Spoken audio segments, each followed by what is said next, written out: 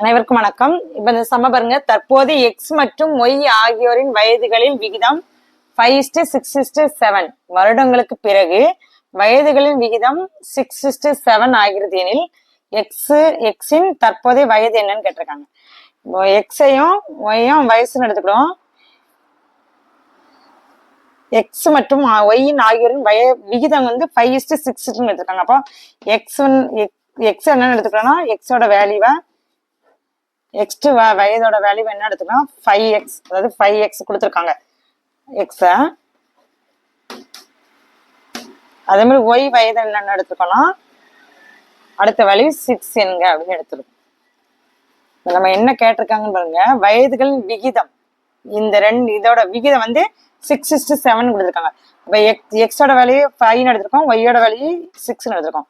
அப்போ நம்ம என்ன கண்டுபிடிக்கணும்னா 5x நம்மளோட மீதம் கொடுத்துருக்கிறது 7, அப்போ +7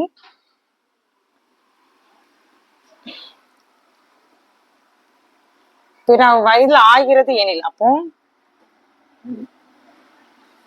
டிவைடட் பை 6. இன்னொரு வேலையை என்ன கொடுத்துருக்காங்க பாருங்க, 6x + y டிவைடட் 7 அப்படின்னு எடுத்திருக்கோம். இப்போ பார்த்தீங்கன்னா இதே மல்டிப்ளை பண்றோம், இதே மல்டிப்ளை ஆகும். 5 × 5x + 7 × 7 ஈக்குவல் டு இது இங்க சைடு போகுது 6 × 6 + 7. இப்போ இதே மல்டிப்ளை பண்ணா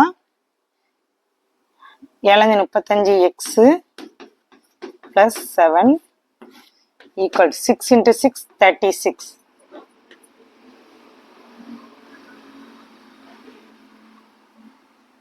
+42. 30x இந்த x இங்க வரும்போது மைனஸ்ல ஆகும். x ஈக்குவல் டு 42, இந்த 7 இங்க வரும்போது மைனஸ்ல போகும் 7. x equal to 47 - 35. இது 49, சாரி, 49. இப்போ நமக்கு கிடைக்கக்கூடிய ஆன்சர் 7. அப்போ எக்ஸோட வேல்யூ 7. நம்மளுக்கு கிடைக்கக்கூடிய ஆன்சர். தேங்க்யூ.